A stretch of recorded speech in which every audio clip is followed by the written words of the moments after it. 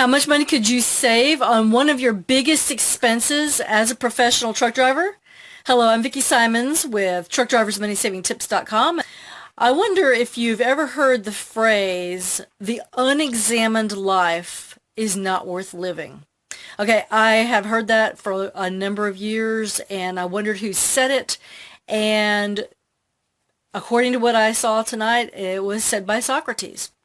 And the fact of the matter is, he was a philosopher who was able to put into very short, pithy statements things that were very accurate, very true. And so when you are on the road as a professional truck driver, whether you are a local driver, a regional driver, a long-haul driver, or even if you're doing coast to coast, okay, there is the opportunity for you to be spending money on food. It is one of your largest expenses as a professional truck driver, and this is with the caveat that this does not have to do with your truck expenses. Okay, if you're an owner-operator, obviously you have truck expenses that are much larger than your food, okay, like tires and fuel, things like that. I'm just talking about as a professional truck driver yourself. Okay, so when my husband was driving for a large southeastern trucking company, we happened to be at one of the terminals, and I was a passenger with him, and of course I was writing for TruckDriversMoneySavingTips.com at the time. And one of the drivers that was in the break room there said that he was spending $150 a week on meals out, and I was just shocked by that, because it's kind of like, can't you just take something to eat on the road? In fact, we were talking with an owner-operator who said that all he ate all day was fiber bars, and that was, to me, that's a very boring, diet, but the fact of the matter is, if it worked for him, that's fine. But I like to have a more balanced meal than that. And of course, we've written a good bit of information on our website under the food and recipes section. But the thing about it is if you are spending all of your money on food, eating restaurant food, you don't have much money left over to save at the end of the week. And so I encourage drivers to look at options that will work for them to be able to prepare and eat their own meals in their own trucks, and that way to be able to save money. Of course, if you're consistently saving a little money every day, then that can compound over a period of time, and it can really add up.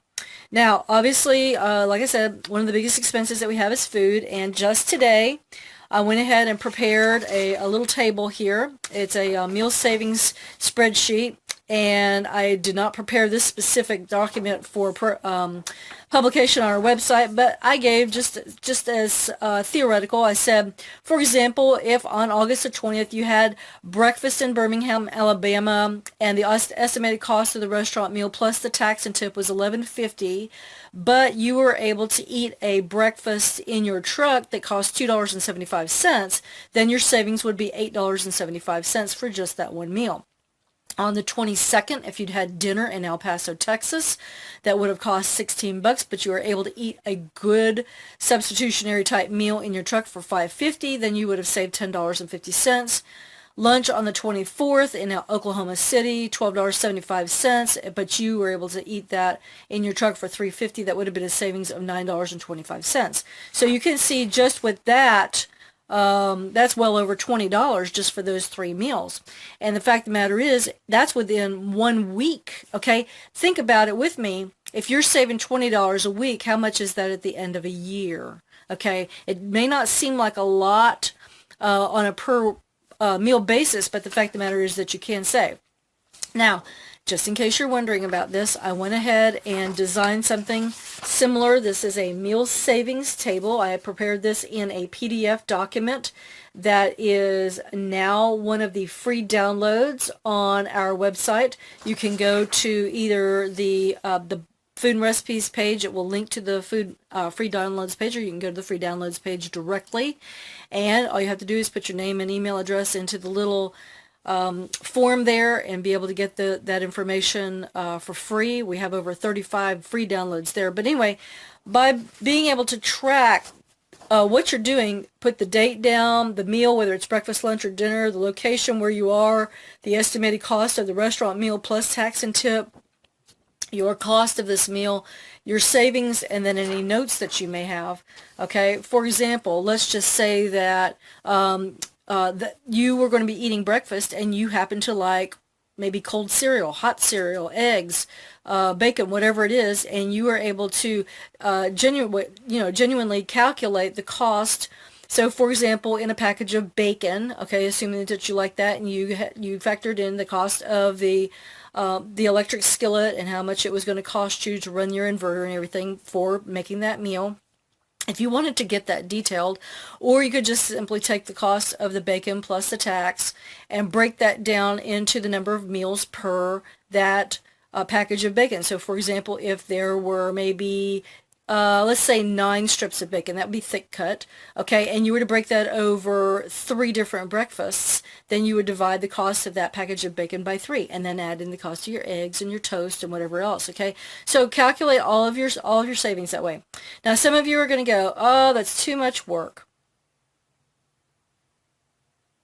If it's too much work, don't do it. But I would say get yourself into a position where you're able to actually track this, because the unexamined life is not worth living. All right. Another money-saving tip that I have for you is whatever money that you would have spent on your meal, pay yourself. Okay. And not only that, but the cost of the time that you would have saved. Okay. Now, some of you may say, well, it would cost as much time for me to go walk up to the restaurant, have my meal, and come back as it would for me to cook in my truck and clean up afterwards. That's a personal choice that you would have to make. But for Mike and me, we found that it was a great deal less expensive to prepare meals in our truck.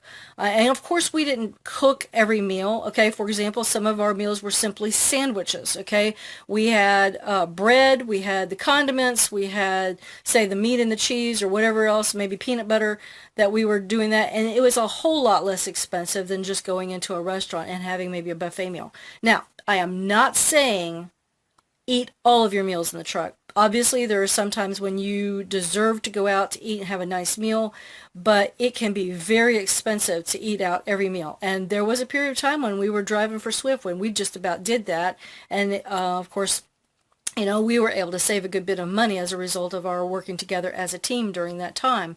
But the fact of the matter is, okay, I'm just putting this out there so that you can have a challenge. And I would like to know, drivers, if you are using this tracking system or something simple, perhaps you've got something on your smartphone or your tablet that will enable you to be able to track that kind of thing.